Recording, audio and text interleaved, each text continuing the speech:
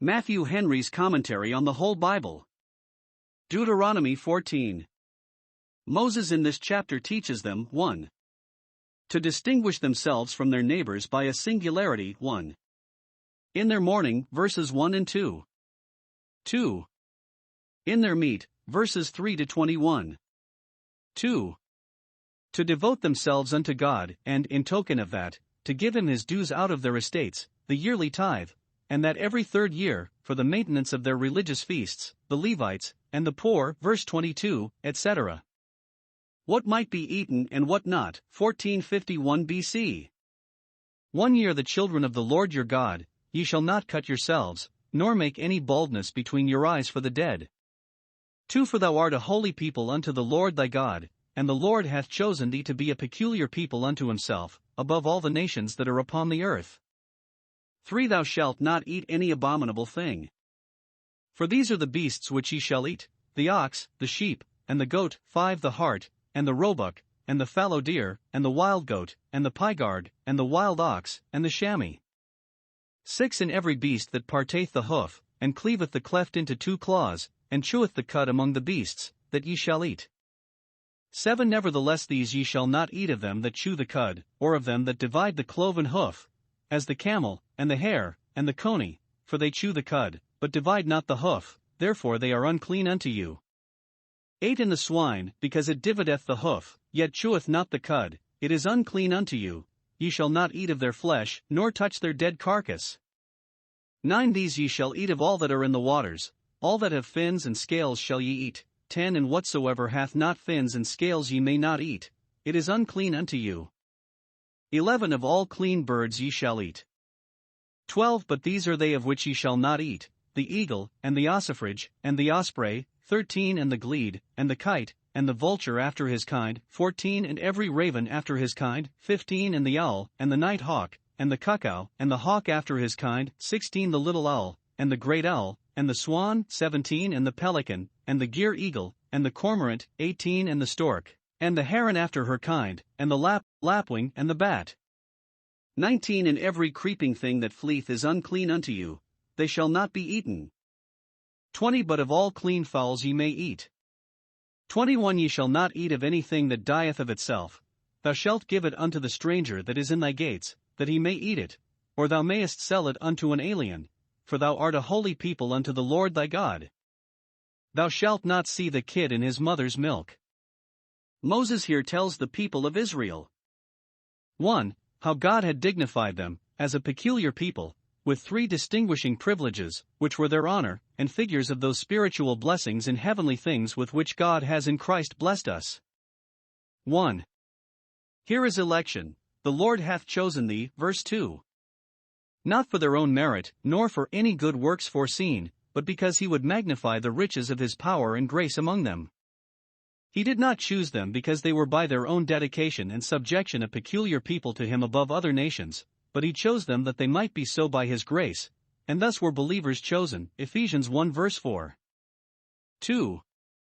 Here is adoption, verse 1 You are the children of the Lord your God, formed by him into a people, owned by him as his people, nay, his family, a people near unto him, nearer than any other.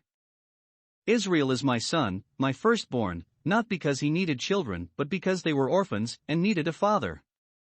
Every Israelite is indeed a child of God, a partaker of his nature and favor, his love and blessing. Behold what manner of love the Father has bestowed upon us. 3. Here is sanctification, verse 2 Thou art a holy people, separated and set apart for God, devoted to his service, designed for his praise, governed by a holy law, graced by a holy tabernacle, and the holy ordinances relating to it. God's people are under the strongest obligations to be holy, and, if they are holy, are indebted to the grace of God that makes them so. The Lord has set them apart for himself, and qualified them for his service, and the enjoyment of him, and so has made them holy to himself. 2. How they ought to distinguish themselves by a sober singularity from all the nations that were about them. And, God having thus advanced them, let not them debase themselves by admitting the superstitious customs of idolaters, and, by making themselves like them, put themselves upon the level with them. Be you the children of the Lord your God, So the 70 read it as a command, that is, carry yourselves as becomes the children of God, and do nothing to disgrace the honor and forfeit the privileges of the relation. In two things particularly they must distinguish themselves. 1. In their mourning, you shall not cut yourselves, verse 1. This forbids, as some think, not only their cutting themselves at their funerals, either to express their grief or with their own blood to appease the infernal deities, but their wounding and mangling themselves in the worship of their gods, as Baal's prophets did, 1 Kings 18 verse 28, or their marking themselves by incisions in their flesh for such and such deities, which in them, above any, would be an inexcusable crime, who in the sign of circumcision bore about with them in their bodies the marks of the Lord Jehovah. So that, 1. They are forbidden to deform or hurt their own bodies upon any account. Methinks this is like a parent's change to his little children, that are foolish, careless, and willful, and are apt to play with knives. Children, you shall not cut yourselves.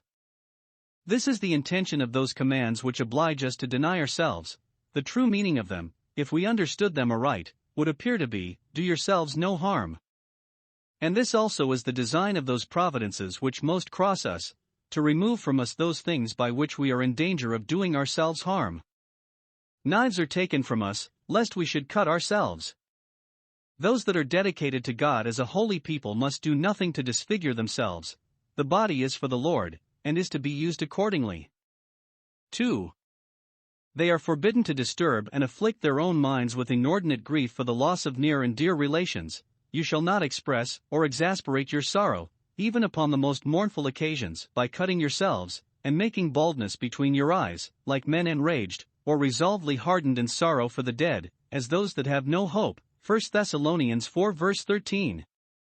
It is an excellent passage which Mr. Ainsworth here quotes from one of the Jewish writers, who understands this as a law against immoderate grief for the death of our relations. If your father, for instance, die, you shall not cut yourselves. That is, you shall not sorrow more than is meet, for you are not fatherless, you have a Father, who is great, living and permanent, even the holy blessed God, whose children you are. Verse 1. But an infidel, says he, when his father dies, hath no father that can help him in time of need, for he hath said to a stock, Thou art my father, and to a stone, Thou hast brought me forth. Jeremiah 2 verse 27, therefore he weeps, cuts himself, and makes himself bald. We that have a God to hope in, and a heaven to hope for, must bear up ourselves with that hope under every burden of this kind. 2. They must be singular in their meat. Observe. 1. Many sorts of flesh which were wholesome enough, and which other people did commonly eat, they must religiously abstain from as unclean. This law we had before Leviticus 11 verse 2, where it was largely opened. It seems plainly, by the connection here, to be intended as a mark of peculiarity, for their observance of it would cause them to be taken notice of in all mixed companies as a separate people, and would preserve them from mingling themselves with, and conforming themselves to, their idolatrous neighbors. 1. Concerning beasts, here is a more particular enumeration of those which they were allowed to eat than was in Leviticus, to show that they had no reason to complain of their being restrained from eating swine's flesh and hares and rabbits, which were all that were then forbidden, but are now commonly used, when they were allowed so great a variety, not only of that which we call butcher's meat, verse 4, which alone was offered in sacrifice, but of venison, which they had great plenty of in Canaan, the hart, and the roebuck, and the fallow deer, verse 5, which, though never brought to God's altar, was allowed them at their own table. See chapter 12 verse 22. When of all these, as Adam of every tree of the garden, they might freely eat, those were inexcusable who, to gratify a perverse appetite, or, as should seem, in honor of their idols, and in participation of their idolatrous sacrifices, ate swine's flesh, and had broth of abominable things, made so by this law, in their vessels. Isaiah 65 verse 4. 2. Concerning fish there is only one general rule given, that whatsoever had not fins and scales, as shellfish and eels, besides leeches and other animals in the water that are not proper food, was unclean and forbidden, verses 9 and 10. 3. No general rule is given concerning fowl, but those are particularly mentioned that were to be unclean to them, and there are few or none of them which are here forbidden that are now commonly eaten, and whatsoever is not expressly forbidden is allowed, verses 11 to 20. Of all clean fowls you may eat. 4. They are further forbidden, first, to eat the flesh of any creature that died of itself, because the blood was not separated from it, and besides the ceremonial uncleanness which it lay under, from Leviticus 11 verse 39, it is not wholesome food, nor ordinarily used among us, except by the poor. Secondly, to see the kid in its mother's milk, either to gratify their own luxury, supposing it a dainty bit, or in conformity to some superstitious custom of the heathen. The Chaldee paraphrasts read it, "Thou shalt not eat flesh meats and milk meats together," and so it would forbid the use of butter as sauce to any flesh. 2. Now as to all these precepts concerning their food. 1. It is plain in the law itself that they belonged only to the Jews, and were not moral, nor of perpetual use, because not of universal obligation, for what they might not eat themselves they might give to a stranger, a proselyte of the gate, that had renounced idolatry, and therefore was permitted to live among them, though not circumcised, or they might sell it to an alien, a mere Gentile, that came into their country for trade, but might not settle it. Verse 21. They might feed upon that which an Israelite might not touch, which is a plain instance of their peculiarity, and their being a holy people. 2. It is plain in the gospel that they are now antiquated and repealed. For every creature of God is good, and nothing now to be refused, or called common and unclean. 1 Timothy 4 verse 4. Tithes for feasting and charity. 1451 BC. 22. Thou shalt truly tithe all the increase of thy seed, that the field bringeth forth year by year.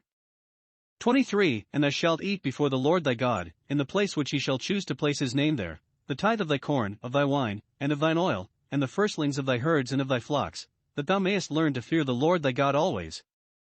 24. And if the way be too long for thee, so that thou art not able to carry it, or if the place be too far from thee, which the Lord thy God shall choose to set his name there, when the Lord thy God hath blessed thee.